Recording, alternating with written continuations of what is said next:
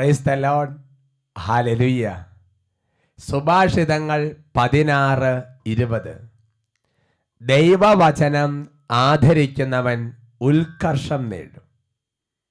Sehion ministries ഒരുക്കുന്ന വചന ശുശ്രൂഷയിലേക്ക് യേശുക്രിസ്തുവിൻ്റെ ധന്യനാമത്തിൽ എൻ്റെ ആത്മീയ ഗുരുവായ സേവർക്കാൻ വട്ടാച്ചൻ്റെ ആത്മീയ കൂട്ടായ്മയിൽ നിങ്ങളെല്ലാവരെയും സ്വാഗതം ചെയ്യുന്നു. Price the Lord. ഹല്ലേലൂയ. നമ്മളിപ്പോൾ കേട്ട വചനം ബുക്ക് ഓഫ് പ്രോവർബ്സ് ചാപ്റ്റർ 16:20. സുഭാഷിതങ്ങൾ 16:20.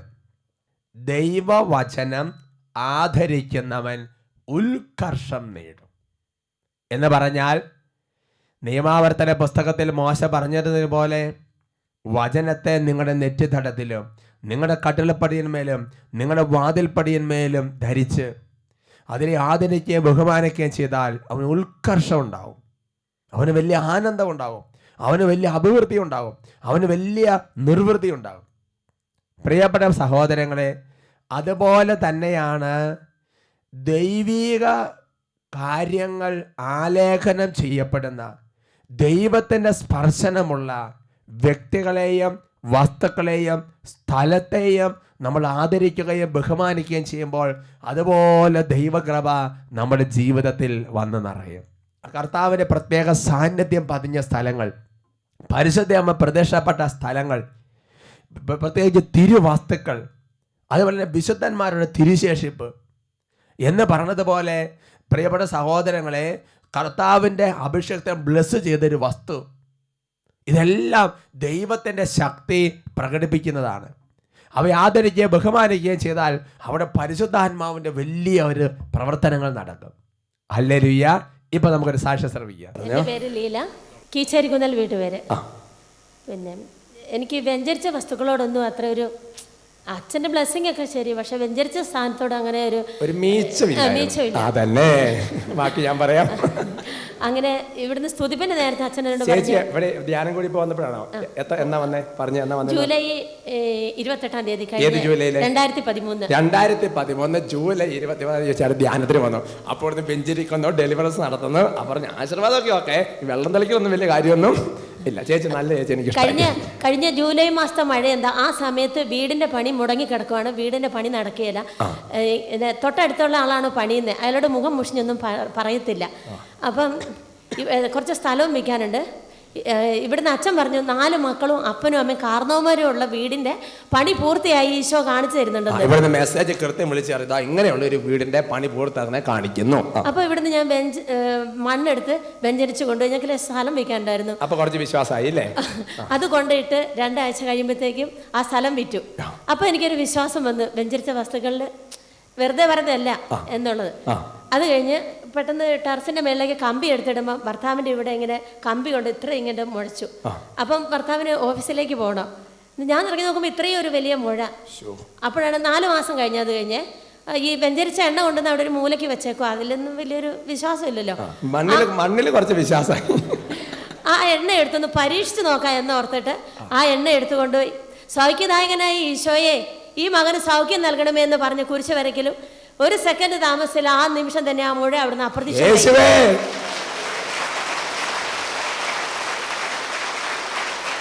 അപ്പോൾ എനിക്ക് ബോധ്യം വന്നു, ഒരു അഭിഷക്തന്റെ കൈവെപ്പ് എന്താണെന്ന്, അഭിഷക്തൻ തൊട്ട വസ്തുക്കളുടെ വില എന്താണെന്നും എനിക്ക് മനസ്സിലായി. അങ്ങനെ ഇരിക്കെ 2 മാസം കഴിയുമ്പം പിന്നെ അമ്മ വീണിട്ട് ഇവിടെ ഇങ്ങനെ വലിയൊരു ഫ്രാക്ചറായി. ഈ ഇവിടുത്തെ ഈ ഇടുപ്പല് ഒടിഞ്ഞ് ഈ ഇതിലിവിടെ തൊടയില്. അപ്പോഴത്തേക്കും എന്ത് ചെയ്യും, കാറിക്കറിയാ. എൻ്റെ 2 മക്കൾ, ഇരട്ട മക്കളും ഉണ്ട്. അമ്മ വീണ് കിടക്കുക ഇന്ന് മുറ്റത്ത്. 3 പേരും കൂടെ ഞങ്ങൾ നിൽക്കാൻ മേലാത്ത അമ്മേനെ താങ്ങി പിടിച്ചുകൊണ്ട് കിടത്തി. അപ്പം എൻ്റെ മനസ്സിലിങ്ങനെ പറയാം, എണ്ണ എടുത്ത് തൊട്ട് പ്രാർത്ഥിക്കാം, സൗഖ്യദായകനായ ഈശോ സൗഖ്യം തരും. അപ്പോൾ അവൻ കിടന്ന അമ്മയുടെ ഇവിടെ ഇങ്ങനെ എണ്ണ തൊട്ട് പ്രാർത്ഥിച്ചു. വിശ്വസിച്ചാൽ നീ ദൈവമഹത്വം ദർശിക്കുക എന്നുള്ള വചനം തന്നെ എൻ്റെ മനസ്സിലേക്ക് ഇങ്ങനെ വന്നു. ഞാൻ അപ്പോൾ തന്നെ വിശ്വസിച്ചു. അമ്മ വിശ്വസിച്ചു, അമ്മയ്ക്ക് ഒരു കുഴപ്പം വരികയില്ല. അപ്പം കിടന്ന അമ്മ നേരം വെളുത്തപ്പോൾ ഏറ്റു നിന്നു. പക്ഷെ കാല് കുത്തുമ്പോൾ ഒരു വേദന. എന്നാൽ എന്തെങ്കിലും എല്ലിന് പൊട്ടലുണ്ടാവും, നമുക്കൊന്ന് പോയി നോക്കാം ഹോസ്പിറ്റലിൽ. അപ്പോൾ വൈകിട്ടാണ് വീഴുന്നത്, 7 മണി 8 മണി, പിന്നെ എവിടെയും കൊണ്ടുപോകാൻ പറ്റില്ല.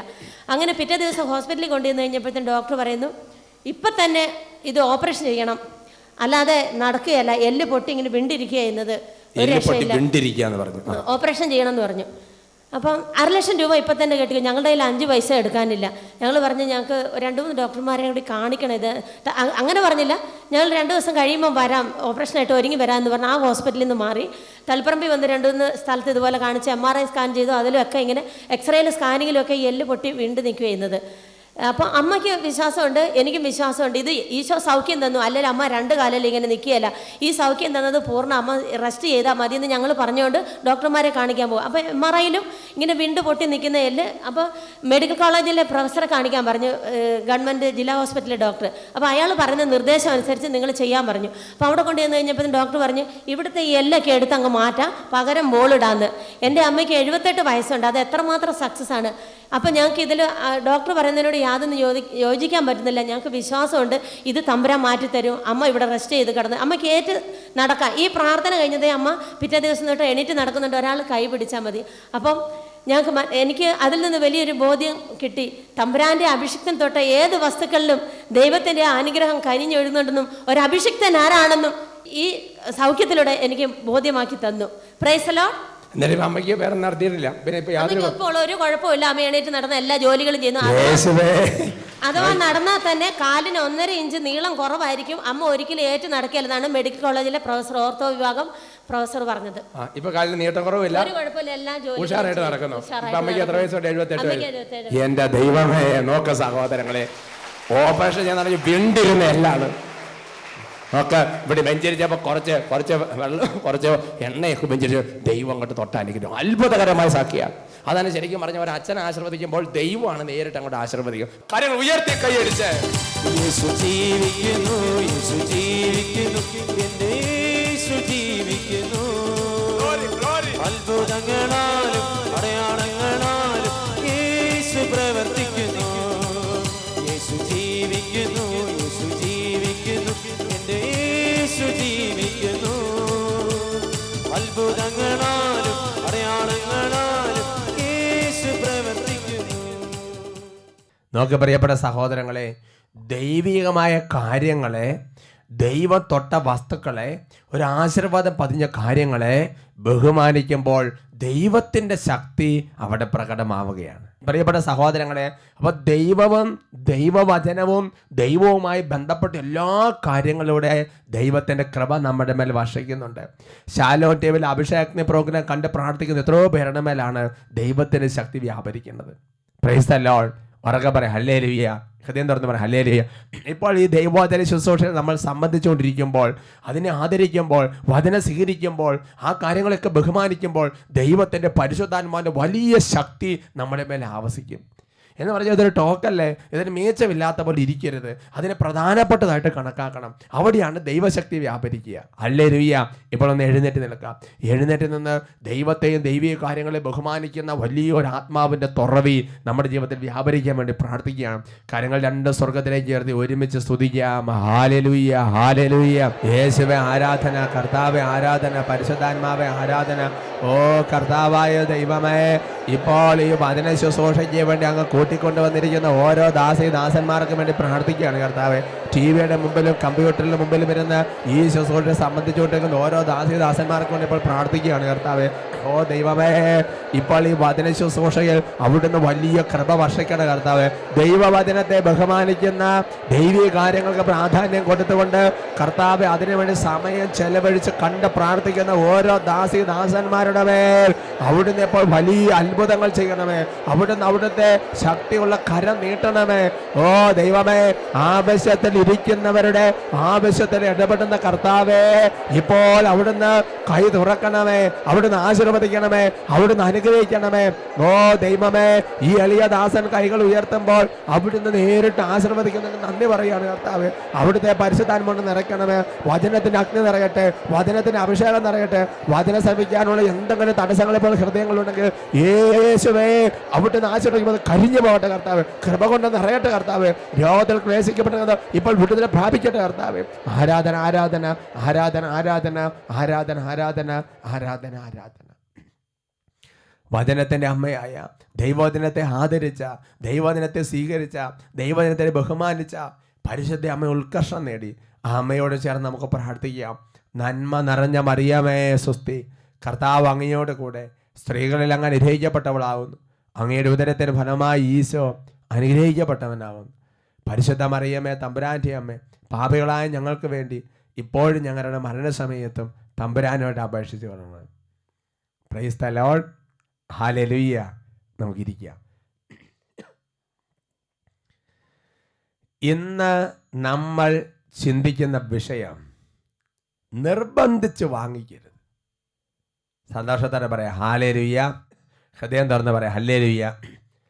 പ്രിയപ്പെട്ട സഹോദരങ്ങളെ, ചിലപ്പോഴെങ്കിലും മാതാപിതാക്കന്മാർ കുട്ടികളോട് ഏതെങ്കിലുമൊക്കെ പശ്ചാത്തലത്തിൽ ചിലപ്പോൾ ഇങ്ങനെ പറയാറുണ്ട്, ഞാൻ അപ്പോഴത് വേണ്ടാന്ന് പറഞ്ഞതല്ലേ, ഇപ്പം നിന്റെ നിർബന്ധം കൊണ്ട് എന്തായി, ഇനിയിപ്പോൾ പറഞ്ഞിട്ട് കാര്യമില്ല, അനുഭവിക്കുക തന്നെ.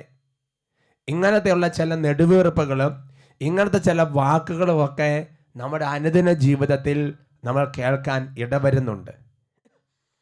അതുകൊണ്ട് പ്രിയപ്പെട്ട സഹോദരങ്ങളെ, ദൈവത്തോട് ബന്ധപ്പെട്ട കാര്യങ്ങളിലും ദൈവസ്ഥാനത്തേക്കുന്ന മാതാപിതാക്കന്മാരോട് ബന്ധപ്പെട്ട കാര്യങ്ങളിലും ഒക്കെ ഇങ്ങനത്തെ ഒരു ശ്രദ്ധ നമ്മൾ പുലർത്തുന്നത് വളരെ നല്ലതാണ്. പിന്നീട് ദുഃഖിക്കാതിരിക്കാൻ. സന്തോഷത്തോടെ പറയാം ഹല്ലേലൂയ. അതിനെക്കുറിച്ച് നമുക്ക് വെളിപ്പെടുത്തുന്ന ഒരു തിരുവചന ഭാഗം നമ്മൾ വായിക്കുന്നത് സാമുവേൽ പ്രവചനത്തിൽ 1-ാം പുസ്തകത്തിൽ അതിൻ്റെ 8-ാം തിരുലിഖിതത്തിലാണ്. 1 സാമുവേലിൽ അതിൻ്റെ 8-ാമത്തെ അധ്യായത്തിൻ്റെ തലക്കെട്ട് തന്നെ ഇങ്ങനെയാണ്: രാജാവിന് വേണ്ടി മുറവിളി. 8-ാമത്തെ അധ്യായത്തെ 5-ാമത്തെ വാക്യത്തിൽ ഇങ്ങനെയാണ് കാണുന്നത്: സാമുവേലിന്റെ അടുക്കൽ ഇസ്രായേൽ ജനം ഒരുമിച്ച് കൂടി ഇങ്ങനെ ആവശ്യപ്പെടുകയാണ്, മറ്റു ജനതകൾക്കുള്ളതുപോലെ ഒരു രാജാവിനെ ഞങ്ങൾക്കും നിയമിച്ചു തരിക എന്ന് പറഞ്ഞാൽ, പ്രിയപ്പെട്ട സഹോദരനെ, തെരഞ്ഞെടുക്കപ്പെട്ട ഇസ്രായേൽ ജനത്തിന് തെരഞ്ഞെടുക്കപ്പെട്ട ഇസ്രായേൽ ജനത്തിലുള്ള ഏക രാജാവാണ് യഹോവയായ കർത്താവ്. ദൈവമായ കർത്താവാണ് അവരുടെ രാജാവ്. എന്നാൽ ഇസ്രായേൽ ജനം ചുറ്റുമുള്ള പല ജനതകളെ നോക്കുമ്പോൾ, കാനാന്യരെ, ജബൂസരെ, ഹിത്യരെ എന്ന് വേണ്ട എല്ലാ ദേശവാസികളും നോക്കുമ്പോൾ അവർക്കെല്ലാവർക്കും രാജാക്കന്മാരുണ്ട്, അവർക്കെല്ലാവർക്കും യുദ്ധങ്ങളുണ്ട്, അവർക്കെല്ലാവർക്കും പടപൊരുതാൻ ആളുണ്ട്. അതുകൊണ്ട് ഇവർ സാമുവേലിനോട് ആവശ്യപ്പെടുകയാണ്, മറ്റു ജനതകൾക്കുള്ളതുപോലെ ഞങ്ങൾക്ക് ഒരു രാജാവിനെ നിയമിച്ചു തരിക. അടുത്ത വാക്യത്തിൽ ഇങ്ങനെയാണ് കാണുന്നത്: എന്നാൽ സാമുവേലിന് അത് ഇഷ്ടമായില്ല. എന്താണ് ഇഷ്ടമാകാത്തതിന് കാരണം അത് ദൈവഹിതമല്ല എന്ന് സാമുവേലിന് നല്ല ബോധ്യമുണ്ട്. ദൈവത്തിന്റെ സ്വരം ശ്രവിക്കുന്ന സാമുവേലിന് നല്ല ബോധ്യമുണ്ട്. അതുകൊണ്ട് സാമുവേൽ പറഞ്ഞ നല്ലതല്ല. എന്നിട്ട് സാമുവേൽ ദൈവത്തോട് ചെന്ന് കാര്യം പറഞ്ഞു: എൻ്റെ ദൈവമേ, ഈ ജനം ഇവര് അങ്ങൾക്കൊരു രാജാവിനെ വേണമെന്ന് ആവശ്യപ്പെടുകയാണ്. ഇനി ഞാൻ എന്താണ് ചെയ്യേണ്ടത്? അപ്പോൾ ദൈവം കൊടുക്കുന്നതിന് മറുപടിയുണ്ട്. അത് നമ്മൾ വായിക്കുന്നത് 8-ാമത്തെ അധ്യായത്തിൽ 9-ാമത്തെ വാക്യത്തിലാണ്. അവിടെ ഇങ്ങനെയാണ് ദൈവം സാമുവേലിനോട് പറയുന്നത്: ഇപ്പോൾ അവരെ അനുസരിക്കുക, എന്നാൽ അവരെ ഭരിക്കാനിരിക്കുന്ന രാജാക്കന്മാരുടെ രീതി സൂക്ഷ്മമായി വിവരിച്ച് അവർക്ക് മുന്നറിയിപ്പ് കൊടുക്കുക. ദൈവം സാമുവേൽ പറയാണ്, അവർക്ക് രാജാക്കന്മാരെ വേണമെന്നുള്ള ആഗ്രഹം ഉണ്ടെങ്കിൽ പറഞ്ഞതനുസരിച്ച് ചെയ്തു കൊടുത്തോ. പക്ഷെ അതിനു മുമ്പ് ദൈവമായ കർത്താവ്, ഞാനാണ് രാജാവ്, അവർക്കൊരു കുറവ് ഇന്നേവരെ ഉണ്ടായിട്ടില്ല. എന്നിട്ട് അവർ എന്നെ ധിക്കരിച്ച് മനുഷ്യ രാജാക്കന്മാരെ ആഗ്രഹിക്കുന്നുണ്ടെങ്കിൽ അവർക്ക് ചെയ്തു കൊടുത്തു. പക്ഷേ അങ്ങനെ ചെയ്യുമ്പോൾ ഉണ്ടാകുന്ന പ്രത്യാഘാതങ്ങളെ കുറിച്ച് നന്നായിട്ട് അവർക്കൊന്ന് വിവരിച്ചു കൊടുക്കുക. പ്രിയപ്പെട്ട സഹോദരങ്ങളെ, തുടർന്ന് അതിൻ്റെ 10-ാമത്തെ വാക്യം മുതൽ കാണുന്നത് ഇങ്ങനെയാണ്: ഒരു രാജാവ് വന്നാലുണ്ടാകുന്ന പ്രത്യാഘാതങ്ങളെ കുറിച്ച് സാമുവേൽ നന്നായി വിശദീകരിച്ച് ജനത്തിന് കൊടുക്കുകയാണ്. 11-ാമത്തെ വാക്യത്തിൽ എങ്ങനെയാണ് പറഞ്ഞത്: നിങ്ങൾക്ക് രാജാക്കന്മാർ വന്നാൽ നിങ്ങളുടെ മക്കളെ ഭടന്മാരായിട്ട് നിയമിക്കും, മക്കളെ രഥത്തിന് മുമ്പിൽ ഓടാൻ വേണ്ടി തേരാളികളാക്കി നിയമിക്കും, നിങ്ങളുടെ പുത്രന്മാരെ 50 അതുപോലെ വലിയ ഗണങ്ങളുടെ അധിപന്മാരായിട്ട് നിയമിക്കും, ഉഴവുകാരും കൊയ്ത്തുകാരും ആയുധപ്പണിക്കാരും രഥോപകരണങ്ങളുടെ നിർമ്മാതാക്കളുമായി നിങ്ങളും നിങ്ങളുടെ മക്കളും പോകേണ്ട ഒരു കാലഘട്ടം വരും. വീണ്ടും അതുപോലെ നിങ്ങളുടെ പുത്രിമാരെ സുഗന്ധ തൈലങ്ങൾ സംവഹിക്കുന്നവരും പാചകക്കാരികളും അപ്പക്കാരുമാക്കി മാറ്റുന്ന ഒരു കാലഘട്ടം വരും. ഇപ്പൊ കുഴപ്പമില്ലെങ്കിലും ഈ രാജാക്കന്മാരുടെ തലമുറകൾ വരുമ്പോൾ ഇങ്ങനൊരു അപകടം പതിയിരിക്കുന്നുണ്ട്. തുറന്ന് പറഞ്ഞ എങ്ങനെയാണ്? നിങ്ങളുടെ വയലുകളിലും മുന്തിരിത്തോട്ടങ്ങളിലും പണിയെടുക്കാൻ വേണ്ടി അടിമകൾ എന്നതുപോലെ അവരെ ജോലിക്ക് നിയോഗിക്കും. നിങ്ങൾ രാജാവ് നിമിത്തം അന്ന് നിങ്ങൾ വിലപിക്കുന്ന ഒരു കാലഘട്ടം വരും. അങ്ങനെ സാമുവേല് മനസ്സിലാകുന്ന ഭാഷയിൽ ഈ ജനത്തെ മുഴുവൻ ഒരുമിച്ച് കൂട്ടി പറഞ്ഞു. പ്രിയപ്പെട്ട സഹോദരങ്ങളെ, 19-ാമത്തെ വാക്യം. എന്നാൽ സാമുവേലിന്റെ വാക്കുകൾ ജനം അവഗണിച്ചു. അവര് പറഞ്ഞ് ഞങ്ങൾക്ക് രാജാവിനെ കിട്ടുക. കുട്ടികൾ വാശി പിടിച്ച് കളിപ്പാട്ട് വാങ്ങിച്ച് ജനം വാശി പിടിച്ച് കരണത് പോലെ ഞങ്ങൾക്ക് രാജാവിനെ തരിക എന്ന് പറഞ്ഞ് അവർ വാശി പിടിച്ച്. അങ്ങനെ പ്രിയപ്പെട്ട സഹോദരങ്ങളെ, എന്ത് സംഭവിച്ച്? അങ്ങനെ ദൈവഗതത്തിന് വിരുദ്ധമായ ഒരു നിർബന്ധ ബുദ്ധിയിൽ അവർക്ക് ദൈവം പറഞ്ഞ രാജാവിനെ കൊണ്ടുതള്ളാൻ പറഞ്ഞു. പിന്നീട് ഇസ്രായേലിന്റെ ചരിത്രം നമ്മൾ പഠിക്കുമ്പോൾ മനസ്സിലാകുന്ന ഒരു കാര്യമുണ്ട്. ഓരോ രാജാക്കന്മാരുടെ തലമുറകൾ വന്നപ്പോൾ ഈ ദൈവജനം മുഴുവൻ ശരിക്കും പറഞ്ഞാൽ അടിമത്തത്തിലും ഞെരുക്കത്തിലും തകർന്ന് പോകുന്നൊരു കാലഘട്ടമാണ് നമ്മൾ കാണുന്നത് പ്രിയപ്പെട്ട സഹോദരങ്ങളെ. അതുകൊണ്ട് നമ്മുടെ ജീവിതത്തിൽ ഗൗരവബോധ്യം നമ്മൾ ചിന്തിക്കേണ്ട ഒരു കാര്യമുണ്ട്. നിർബന്ധിച്ച് ഓരോ കാര്യങ്ങൾ വാങ്ങിക്കാൻ നിൽക്കരുത്. ഉറക്കെ പറയാം ഹല്ലേലൂയ. ഹൃദയം തുറന്ന് പറയാം ഹല്ലേലൂയ. മനസ്സുറന്ന് പറയാം ഹല്ലേലൂയ. ചില മക്കള് എനിക്ക് ആ പെണ്ണിനെ കെട്ടിച്ചു തരണം, എനിക്ക് ഈ ചെറുക്കനെ കെട്ടിച്ചു തരണം, അങ്ങനെ ഇങ്ങനെ ഒരുപാട് കാര്യങ്ങൾ പറയുമ്പോൾ ചിലപ്പോൾ കാരണന്മാർ പറയും, മോനെ നമുക്ക് ചേർന്ന ബന്ധമല്ല ഇത് നമുക്കുള്ളതല്ല, അതല്ല, അതിന്റെ വഴി ശരിയല്ല എന്ന് കാരണന്മാര് ദൈവത പ്രകാരം പറയുമ്പോൾ, എൻ്റെ പ്രിയപ്പെട്ട മക്കളെ, നീ ദൈവഗതത്തിന് വിരുദ്ധമായി നിർബന്ധ ബുദ്ധി പിടിക്കരുത്. ഞാൻ വേറെ ആൾ കല്യാണം കഴിക്കുകയല്ല, എനിക്കിത് മതി, ഇങ്ങനെ പറഞ്ഞ് വാശി പിടിക്കരുത്. ഉറക്കെ പറയാം ഹല്ലേലൂയ. എന്ന് പറഞ്ഞ ജീവിതത്തിലെ ഓരോ കാര്യങ്ങളിലും ദൈവഗതത്തിന് വിരുദ്ധമായ നിർബന്ധ ബുദ്ധി നമ്മുടെ ജീവിതത്തിൽ വരുന്ന നല്ലതല്ല. ഇവരതിന് പറഞ്ഞൊരു ന്യായീകരണം ഉണ്ട്. എന്നറിയോ? മറ്റ് ജനതകളുടേതുപോലെ ഞങ്ങൾക്കും ഒരു രാജാവിന്. ഇതാണ് ഇവരുടെ ന്യായവാദം. പ്രിയപ്പെട്ട സഹോദരങ്ങളെ, ഇത് വലിയൊരു അപകടകരമായ സംഗതിയാ. കാരണം ബൈബിളിൽ ദൈവത്തിന്റെ പരിശുദ്ധാത്മ വ്യക്തമായിട്ട് വെളിപ്പെടുത്തിയിട്ടുണ്ട്. യേശയ്യായുടെ പുസ്തകത്തിൽ അതിന്റെ 8-ാമത്തെ അധ്യായത്തിന്റെ 12-ാം തിരുലിഖിതം, ഈ ജനം സഖ്യമെന്ന് കരുതുന്നതിനെ നിങ്ങൾ സഖ്യമായിട്ട് കരുതരുത്. ഈ ജനം നല്ലതെന്ന് പറയുന്നതിനെ നീ നല്ലതെന്ന് കരുതരുത്. മറ്റ് ജനതകളെ പോലെ ആയി തീരാൻ വേണ്ടി നീ ഒരുപാട് കാര്യങ്ങൾ കാണിച്ചു കൊണ്ടാ നിൽക്കരുത്. ചിലപ്പോൾ മക്കൾ പറയുന്നൊരു കാര്യമുണ്ട്. എന്താണ് പറയണത്? എൻ്റെ കൂട്ടുകാരെല്ലാം ഇങ്ങനെയാണ്, അതുകൊണ്ട് എനിക്ക് അങ്ങനെ വേണം. എൻ്റെ കൂട്ടുകാരെല്ലാം ഈ മൊബൈലുണ്ട്, അതുകൊണ്ട് എനിക്ക് ആ മൊബൈൽ വേണം. എൻ്റെ കൂട്ടുകാരെല്ലാം ആ കോഴ്സാണ് തിരഞ്ഞെടുക്കുന്നത്, അതുകൊണ്ട് എനിക്ക് ആ കോഴ്സ് വേണം. ഇപ്പൊ എന്താ, ചെറിയ കുട്ടികൾക്കടക്കം സ്കൂൾ തുറക്കുന്ന സമയത്ത് ഒരു ബാഗോ ഒരു ചെരുപ്പോ ഒരു കുടയോ മേടിക്കാൻ പോയി കഴിഞ്ഞാൽ അത് കുട്ടികൾക്ക് ഒരു ബ്രാൻഡ് ഉണ്ട്, അത് കിട്ടിയാലേ തൃപ്തിയാകുള്ളൂ. എൻ്റെ പ്രിയപ്പെട്ട മക്കളെ, ഈ ലോകത്തിന്റെ മാർഗത്തിൽ ചരിക്കരുതെന്ന് ഞാനൊരു മുന്നറിയിപ്പ് നൽകുന്നു. അത് വചനമാണത്. പ്രിയപ്പെട്ട സഹോദരങ്ങളെ, അതുകൊണ്ട് റോമാലേഖനത്തിൽ 12-ാമത്തെ അധ്യായത്തിന്റെ 2-ാമത്തെ ലിഖിതം, റോമാലേഖനത്തിൽ 12-ാമത്തെ അധ്യായത്തിന്റെ 2-ാം തിരുലിഖിതത്തിൽ വചനം പഠിപ്പിക്കുന്നത്, നിങ്ങൾ ഈ ലോകത്തിന് അനുരൂപരാകരുത്. നിർബന്ധ ബുദ്ധി പിടിച്ച് ഈ ലോക ജനത മുഴുവൻ കാണിച്ചു കൂട്ടുന്ന പോലെ കാണിച്ചു കൂട്ടാനുള്ള ഒരു നിർബന്ധ ബുദ്ധി നമ്മുടെ ജീവിതത്തിൽ വരരുത്. ഉറക്കെ പറയാം ഹല്ലേലൂയ. ഒരുമിച്ച് പറയാം ഹല്ലേലൂയ. മുതിർന്നവർ പറയുന്ന കാര്യങ്ങള് നിസ്സാരമാക്കി തള്ളിക്കളയരുത് പ്രിയപ്പെട്ട സഹോദരങ്ങളെ. അതുകൊണ്ടാണ് പുറപ്പാടിന്റെ പുസ്തകം 23-ാമത്തെ അധ്യായത്തിന്റെ 1-ഉം 2-ഉം തിരുലിഖിതങ്ങൾ വചനം പഠിപ്പിക്കുന്നത്, ഭൂരിപക്ഷത്തോട് ചേർന്ന് തിന്മ ചെയ്യരുത് എന്ന് പറഞ്ഞാൽ ദൈവഗതത്തിന് വിരുദ്ധമായ നിർബന്ധ ബുദ്ധി പിടിക്കുമ്പോൾ നമ്മൾ ആ ഭൂരിപക്ഷത്തോട് ചേർന്ന് ആ നിർബന്ധ ബുദ്ധിക്ക് വശംവദമായി കൊടുക്കരുത്. അങ്ങനെ കൊടുത്താൽ പ്രത്യാഘാതങ്ങളുണ്ട്. അതിന് നല്ലൊരു ഉദാഹരണം നമ്മൾ ബൈബിളിൽ കാണുന്നത് പുറപ്പാടിന്റെ പുസ്തകത്തിൽ തന്നെയാണ്. പുറപ്പാടിന്റെ പുസ്തകത്തിൽ അതിന്റെ 32-ാമത്തെ അധ്യായത്തിന്റെ 35-ാം തിരുലിഖിതം അവർ വചനം പഠിപ്പിച്ചിരിക്കുന്നത് ഇങ്ങനെയാണ്: കാളക്കുട്ടിയെ നിർമ്മിക്കാൻ അവർ അഹറോനെ നിർബന്ധിച്ചതിനാൽ കർത്താവ് അവരുടെ മേൽ മഹാമാരി അയച്ചു. എന്താണ് ഇതിന്റെ പശ്ചാത്തലം പ്രിയപ്പെട്ട സഹോദരങ്ങളെ? പുറപ്പാടിന്റെ ദിവസം 32-ാമത്തെ അധ്യായത്തിന്റെ തുടക്കത്തിൽ കാണുന്നത് ഇങ്ങനെയാണ്. അതായത് മോശ ദൈവത്തിന്റെ സന്നിധിയിൽ മലമുകളിൽ പോയി ദൈവകൽപ്പനകളും എല്ലാം സ്വീകരിച്ച് വരാൻ അങ്ങനെ മലമുകളിൽ ആയിരിക്കുമ്പോൾ മോശക്ക് 2 ദിവസമായിട്ട് വന്നിട്ടില്ല, കുറച്ച് ദിവസമായിട്ട് വന്നിട്ടില്ല, മോശയെ കാണാനില്ല. ഉടനെ ഈ ദൈവജനം അഹരോന്റെ അടുത്ത് എന്ന് പറഞ്ഞൊരു സംഗതിയുണ്ട്. ബാക്കി എല്ലാ ജനതകൾക്കും ദേവന്മാർ. കാരണം എന്താ? ഇവർക്ക് ഈജിപ്തിൽ ജീവിച്ചപ്പോൾ ഇവർക്ക് ദേവന്മാരെയും അങ്ങനെയുള്ള കാര്യങ്ങൾ കണ്ടതും ആരാധന്റെ പരിചയമുണ്ട്. അതുകൊണ്ട് ഈ ലോക ജനത ചെയ്യുന്നത് പോലെ ഞങ്ങൾക്ക് ദേവന്മാരെ ഉണ്ടാക്കത്തല്ല നിർബന്ധിച്ച് പറഞ്ഞ് അഹറോൻ പറയുന്നുണ്ട്. അഹറോൻ മോശയോട് പറഞ്ഞു, ഇവർ നിർബന്ധിച്ചുകൊണ്ട് ഞാൻ ചെയ്തതാണ്.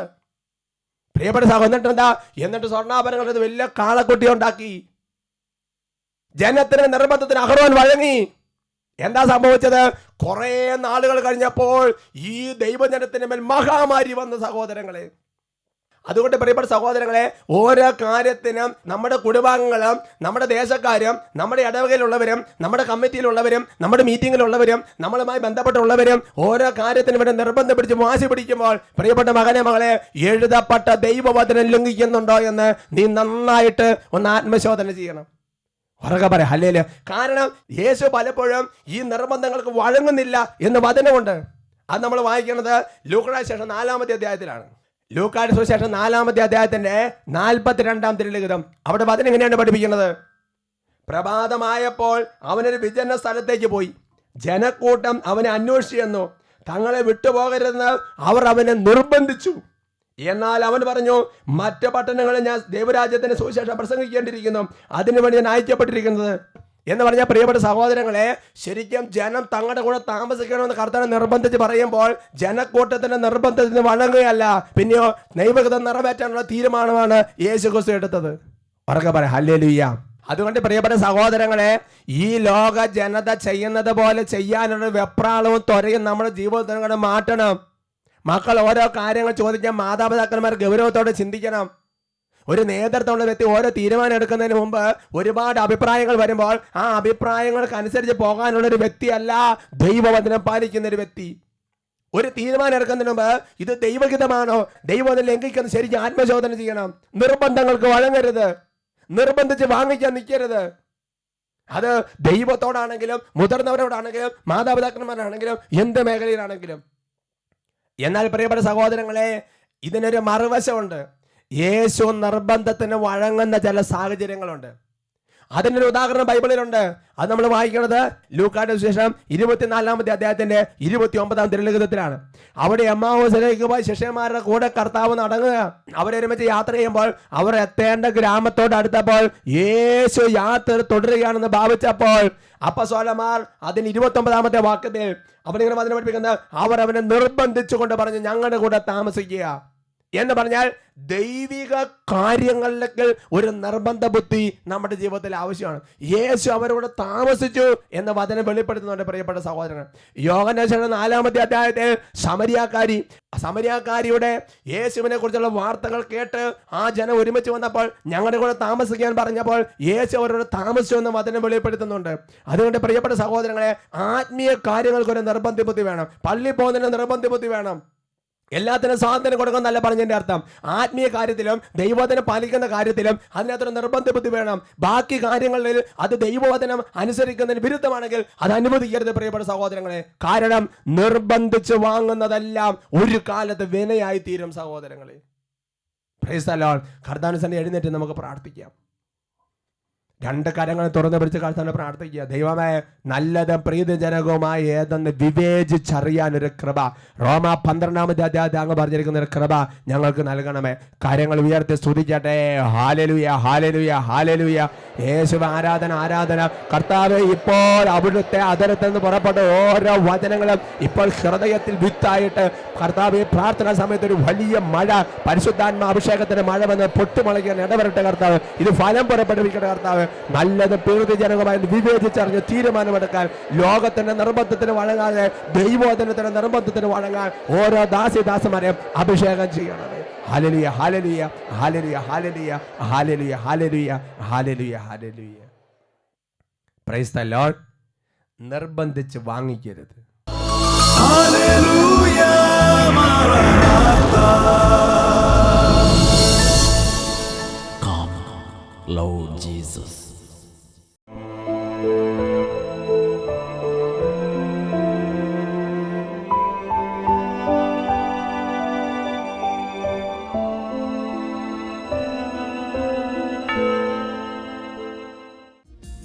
തൻ്റെ മക്കളുടെ നന്മയിൽ സന്തോഷിക്കുന്ന കർത്താവ്, നമുക്ക് നന്മ ചെയ്തു തരാൻ വേണ്ടി മാത്രം ആഗ്രഹിക്കുന്ന കർത്താവ്, തൻ്റെ മക്കളുടെ ജീവന് വേണ്ടി ജീവൻ ബലി കഴിച്ച കർത്താവ്, ആ കർത്താവിൻ്റെ സന്നിധിയിൽ രണ്ട് കരങ്ങൾ ഇപ്പോൾ ഉയർത്തിപ്പിടിക്കുകയാണ്. രണ്ട് കരങ്ങൾ കർത്താവിൻ്റെ പക്കലേക്ക് നന്നായിട്ട് ഉയർത്തിപ്പിടിച്ച്, ഓ ദൈവമേ, ഞങ്ങൾക്ക് നന്മ തരാൻ വേണ്ടി അങ്ങ് ചെയ്തു തന്ന കാര്യങ്ങളെ അവഗണിച്ച് പോയ ഓരോ കാലഘട്ടങ്ങളും ഓർത്ത് ഞാൻ അനുദപിക്കുകയാണ്. ദൈവമേ, വഴിവിട്ട തീരുമാനങ്ങളെടുത്തത് ഓരോ കാര്യങ്ങളും ഓർത്ത് അനുദപിക്കുകയാണ്. നിർബന്ധത്തിന്റെ വഴിയിലൂടെ പോയ കാലഘട്ടങ്ങൾ അനുദപിക്കുകയാണ്. ദൈവം ഓരോ കുടുംബങ്ങളും ഇപ്പോൾ കരുണ വർഷിക്കണമേ, ഓരോ കുടുംബങ്ങളും ഇപ്പോൾ കൃപ ചൊരിയണമേ. ദൈവഗതത്തിന് വിരുദ്ധമായി കടന്നുപോയ ഓരോ മേഖലകളെ ഇപ്പോൾ ഇപ്പോൾ അവിടുന്ന് ആശീർവദിക്കണേ, കരുണ വർഷിക്കണമേ, വിടുതൽ നൽകണമേ കർത്താവ്. ഇപ്പോൾ ആഗ്രഹിച്ച് പ്രാർത്ഥിക്കുന്ന ഓരോ ദാസിദാസന്മാരുടെ കുടുംബങ്ങൾ അവിടെ ദൈവത്തിന്റെ ശക്തി ചൊരിയട്ടെ എന്ന് പ്രാർത്ഥിക്കുന്നു. ഓ കർത്താവെ, കരുണയുടെ കര നീട്ടണമേ. ദൈവമേ, ദൈവത പ്രകാരമുള്ളത് വീണ്ടെടുക്കാൻ തീരുമാനമെടുക്കാൻ കൃപ വർഷിക്കണമേ കർത്താവെ. തീരുമാനമെടുക്കാൻ കഴിയാതിരിക്കുന്ന കുടുംബങ്ങളിലേക്ക് ഇപ്പോൾ തീരുമാനത്തിന്റെ ആത്മാവ് വ്യാപരിക്കണമേ. അന്ധകാരങ്ങളെല്ലാം മാറട്ടെ, തടസ്സങ്ങളെല്ലാം മാറട്ടെ, വലിയ കൃപയുടെ ഒഴുക്കുണ്ടാകട്ടെ. രോഗത്തിന് മേൽ ദൈവശക്തി വ്യാപരിക്കട്ടെ, തടസ്സങ്ങളുടെ മേൽ ദൈവശക്തി വ്യാപിക്കട്ടെ, കൃപയില്ലാത്ത അവസ്ഥകളുടെ മേൽ കൃപ വ്യാപരിക്കട്ടെ.